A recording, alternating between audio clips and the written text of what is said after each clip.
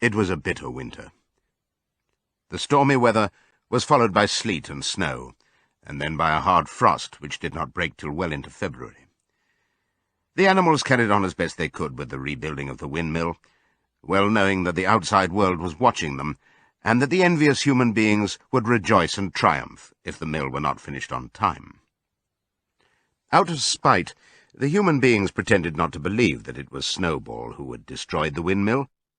They said that it had fallen down because the walls were too thin. The animals knew that this was not the case. Still, it had been decided to build the walls 3 feet thick this time, instead of 18 inches as before, which meant collecting much larger quantities of stone. For a long time, the quarry was full of snowdrifts, and nothing could be done. Some progress was made in the dry, frosty weather that followed, but it was cruel work, and the animals could not feel so hopeful about it as they had felt before. They were always cold, and usually hungry as well. Only Boxer and Clover never lost heart. Squealer made excellent speeches on the joy of service and the dignity of labour, but the other animals found more inspiration in Boxer's strength, and his never-failing cry of, "I will work harder." In January, food fell short. The corn ration was drastically reduced, and it was announced that an extra potato ration would be issued to make up for it. Then it was discovered that the greater part of the potato crop had been frosted in the clamps, which had not been covered thickly enough. The potatoes had become soft and discoloured, and only a few were edible. For days at a time, the animals had nothing to eat but chaff and mangles. Starvation seemed to stare them in the face. It was vitally necessary to conceal this fact from the outside world. Emboldened by the collapse of the windmill, the human beings were inventing fresh lies about Animal Farm. Once again, it was being put about that all the animals were dying of famine and disease, and that they were continually fighting among themselves, and had resorted to cannibalism and infanticide. Napoleon was well aware of the bad results that might follow if the real facts of the food situation were known, and he decided to make use of Mr. Whymper to spread a contrary impression. Hitherto, the animals had had little or no contact with Whymper on his weekly visits. Now, however, a few selected animals, mostly sheep, were instructed to remark casually in his hearing that rations had been increased. In addition, Napoleon ordered the almost empty bins in the store shed to be filled nearly to the brim with sand, which was then covered up with what remained of the grain and meal. On some suitable pretext, Whymper was led through the store shed and allowed to catch a glimpse of the bins. He was deceived, and continued to report to the outside world that there was no food shortage on Animal Farm. Nevertheless, towards the end of January, it became obvious that it would be necessary to procure some more grain from somewhere. In these days, Napoleon rarely appeared in public, but spent all his time in the farmhouse, which was guarded at each door by fierce-looking dogs. When he did emerge, it was in a ceremonial manner, with an escort of 6 dogs, who closely surrounded him and growled if anyone came too near. Frequently he did not even appear on Sunday mornings, but issued his orders through one of the other pigs, usually Squealer. One Sunday morning, Squealer announced that the hens, who had just come in to lay again, must surrender their eggs. Napoleon had accepted, through Whymper, a contract for 400 eggs a week. The price of these would pay for enough grain and meal to keep the farm going till summer came on and conditions were easier. When the hens heard this, they raised a terrible outcry. They had been warned earlier that this sacrifice might be necessary, but had not believed that it would really happen. They were just getting their clutches ready for the spring sitting, and they protested that to take the eggs away now was murder. For the first time since the expulsion of Jones, there was something resembling a rebellion. Led by 3 young black Minorca pullets, the hens made a determined effort to thwart Napoleon's wishes. Their method was to fly up to the rafters and there lay their eggs, which smashed to pieces on the floor. Napoleon acted swiftly and ruthlessly. He ordered the hens' rations to be stopped, and decreed that any animal giving so much as a grain of corn to a hen should be punished by death. The dogs saw to it that these orders were carried out. For 5 days the hens held out, then they capitulated, and went back to their nesting boxes. 9 hens had died in the meantime. Their bodies were buried in the orchard, and it was given out that they had died of coccidiosis. Whymper heard nothing of this affair, and the eggs were duly delivered, a grocer's van driving up to the farm once a week to take them away. All this while, no more had been seen of Snowball. He was rumoured to be hiding on one of the neighbouring farms, either Foxwood or Pinchfield. Napoleon was by this time on slightly better terms with the other farmers than before. It happened that there was in the yard a pile of timber which had been stacked there 10 years earlier, when a beech spinney was cleared. It was well seasoned, and Whymper had advised Napoleon to sell it. Both Mr. Pilkington and Mr. Frederick were anxious to buy it. Napoleon was hesitating between the two, unable to make up his mind. It was noticed that whenever he seemed on the point of coming to an agreement with Frederick, Snowball was declared to be in hiding at Foxwood, while when he inclined towards Pilkington, Snowball was said to be at Pinchfield. Suddenly, early in the spring, an alarming thing was discovered. Snowball was secretly frequenting the farm by night. The animals were so disturbed that they could hardly sleep in their stalls. Every night, it was said, he came creeping in under cover of darkness and performed all kinds of mischief. He stole the corn, he upset the milk pails, he broke the eggs, he trampled the seed beds, he gnawed the bark off the fruit trees. Whenever anything went wrong, it became usual to attribute it to Snowball. If a window was broken or a drain was blocked up, someone was certain to say that Snowball had come in the night and done it. And when the key of the store shed was lost, the whole farm was convinced that Snowball had thrown it down the well. Curiously enough, they went on believing this, even after the mislaid key was found under a sack of meal. The cows declared unanimously that Snowball crept into their stalls and milked them in their sleep. The rats, which had been troublesome that winter, were also said to be in league with Snowball. Napoleon decreed that there should be a full investigation into Snowball's activities. With his dogs in attendance, he set out and made a careful tour of inspection of the farm buildings, the other animals following at a respectful distance.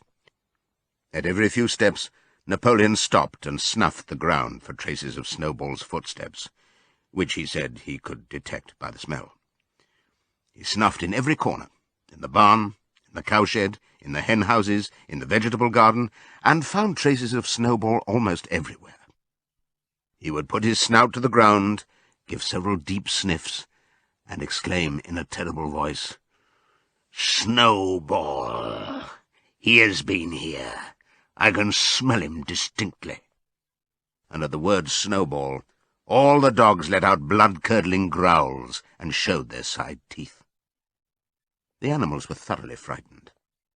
It seemed to them as though Snowball were some kind of invisible influence, pervading the air about them and menacing them with all kinds of dangers.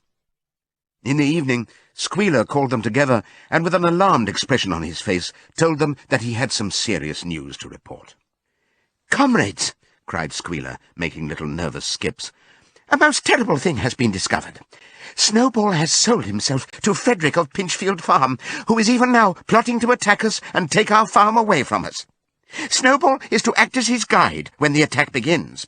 But there is worse than that. We had thought that Snowball's rebellion was caused simply by his vanity and ambition, but we were wrong, comrades. Do you know what the real reason was? Snowball was in league with Jones from the very start. He was Jones's secret agent all the time. It has all been proved by documents which he left behind him, and which we have only just discovered. To my mind, this explains a great deal, comrades. Did we not see for ourselves how he attempted, fortunately without success, to get us defeated and destroyed at the Battle of the Cowshed? The animals were stupefied. This was a wickedness far outdoing Snowball's destruction of the windmill. But it was some minutes before they could fully take it in. They all remembered, or thought they remembered, how they had seen Snowball charging ahead of them at the Battle of the Cowshed, how he had rallied and encouraged them at every turn, and how he had not paused for an instant even when the pellets from Jones's gun had wounded his back. At first it was a little difficult to see how this fitted in with his being on Jones's side. Even Boxer, who seldom asked questions, was puzzled. He lay down, tucked his 4 hoofs beneath him, shut his eyes, and with a hard effort managed to formulate his thoughts. "I do not believe that," he said. "Snowball fought bravely at the Battle of the Cowshed. I saw him myself. Did we not give him Animal Hero First Class immediately afterwards?" "That was our mistake, comrade, for we know now, it is all written down in the secret documents that we have found, that in reality he was trying to lure us to our doom." "But he was wounded," said Boxer. "We all saw him, running with blood." "That was part of the arrangement," cried Squealer. "Jones's shot only grazed him. I could show you this in his own writing, if you were able to read it.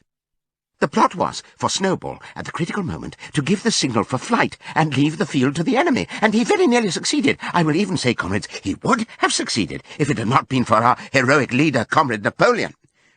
Do you not remember how, just at the moment when Jones and his men had got inside the yard, Snowball suddenly turned and fled, and many animals followed him? And do you not remember, too, that it was just at that moment, when panic was spreading and all seemed lost, that Comrade Napoleon sprang forward with a cry of death to humanity and sank his teeth in Jones's leg? Surely you remember that, comrades," exclaimed Squealer, frisking from side to side. Now, when Squealer described the scene so graphically, it seemed to the animals that they did remember it. At any rate, they remembered that at the critical moment of the battle Snowball had turned to flee, but Boxer was still a little uneasy.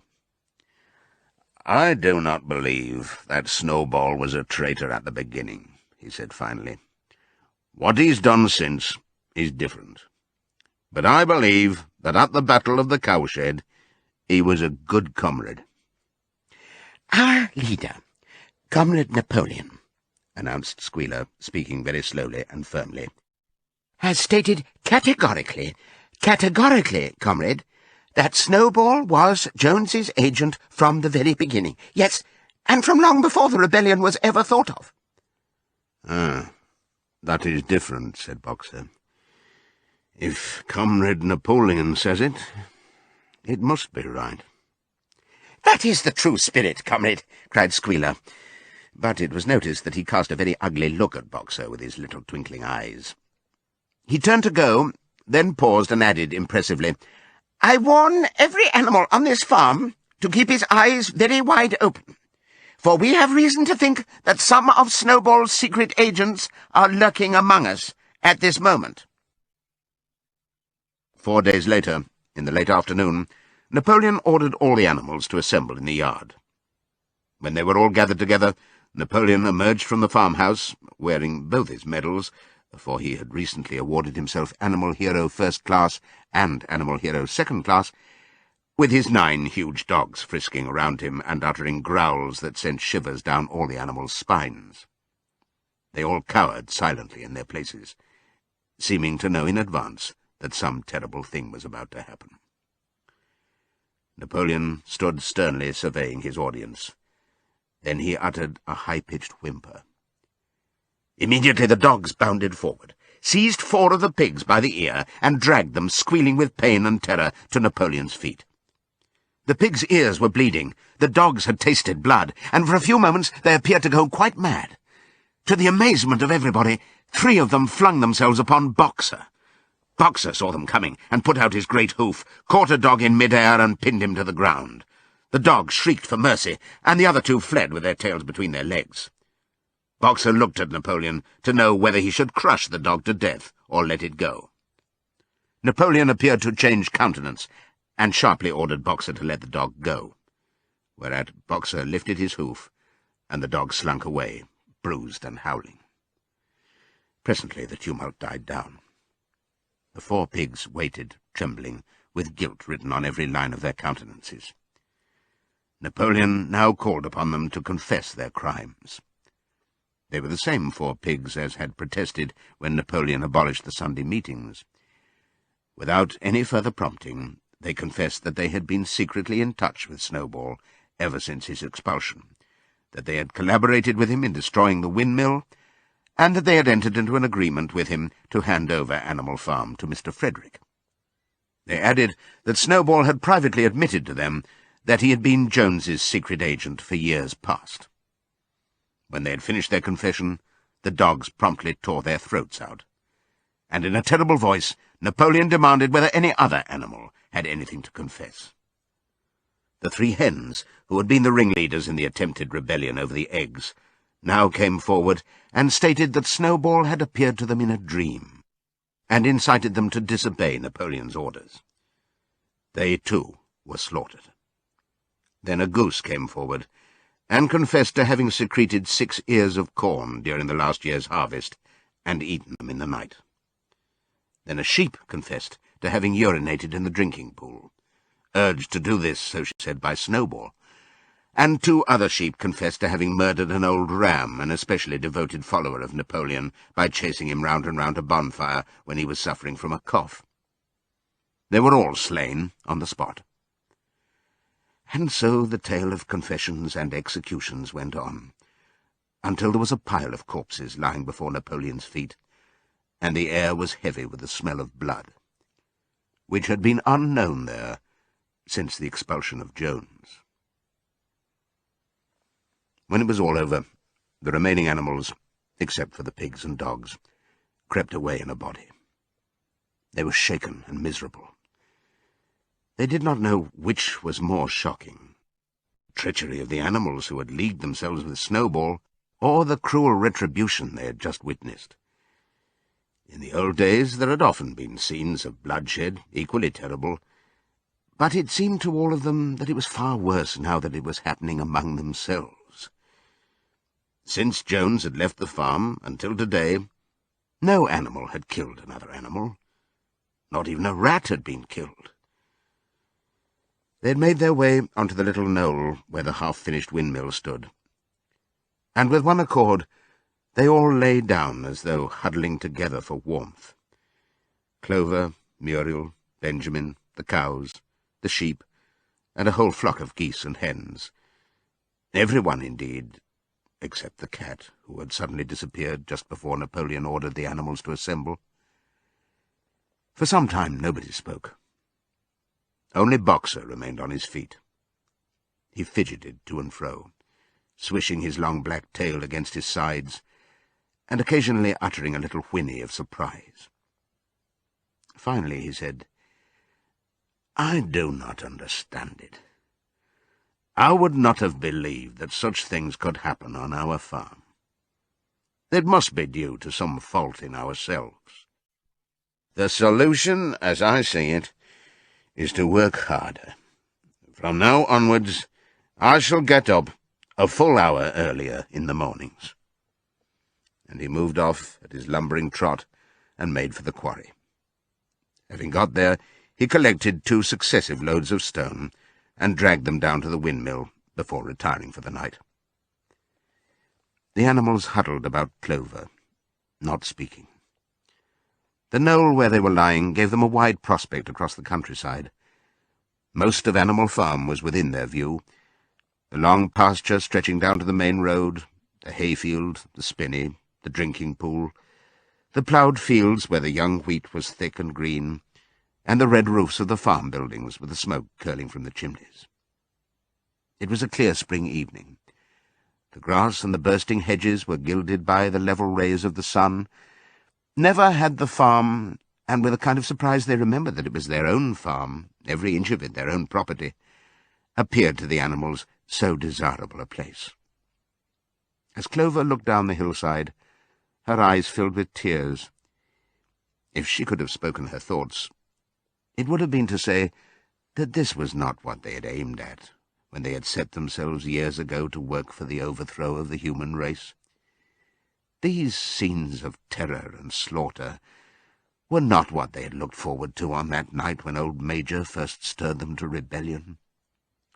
If she herself had had any picture of the future, it had been of a society of animals set free from hunger and the whip, all equal, each working according to his capacity, the strong protecting the weak, as she had protected the lost brood of ducklings with her foreleg on the night of Major's speech.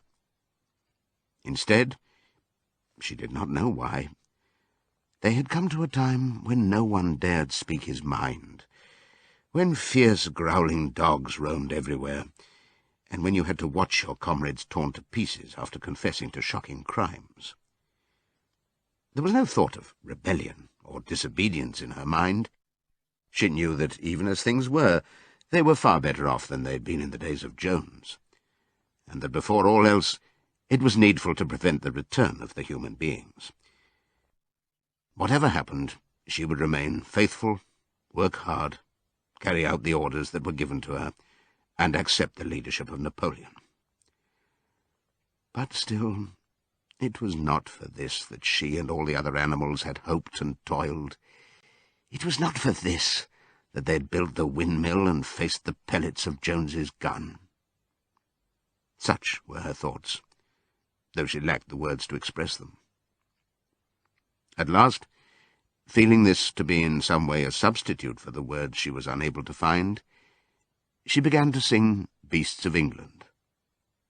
The other animals sitting round her took it up, and they sang it 3 times over, very tunefully, but slowly and mournfully, in a way they'd never sung it before. They'd just finished singing it for the 3rd time, when Squealer, attended by 2 dogs, approached them with the air of having something important to say. He announced that, by special decree of Comrade Napoleon, Beasts of England had been abolished. From now onwards it was forbidden to sing it. The animals were taken aback. "Why?" cried Muriel. "It is no longer needed, comrade," said Squealer stiffly. "Beasts of England was the song of the rebellion. But the rebellion is now completed. The execution of the traitors this afternoon was the final act. The enemy, both external and internal, has been defeated. In Beasts of England we expressed our longing for a better society in days to come. But that society has now been established. Clearly this song has no longer any purpose." Frightened though they were, some of the animals might possibly have protested, but at this moment the sheep set up their usual bleating of 4 legs good, 2 legs bad, which went on for several minutes, and put an end to the discussion. So Beasts of England was heard no more. In its place, Minimus, the poet, had composed another song, which began, Animal farm, never through me shalt thou come to harm, and this was sung every Sunday morning after the hoisting of the flag. But somehow neither the words nor the tune ever seemed to the animals to come up to Beasts of England.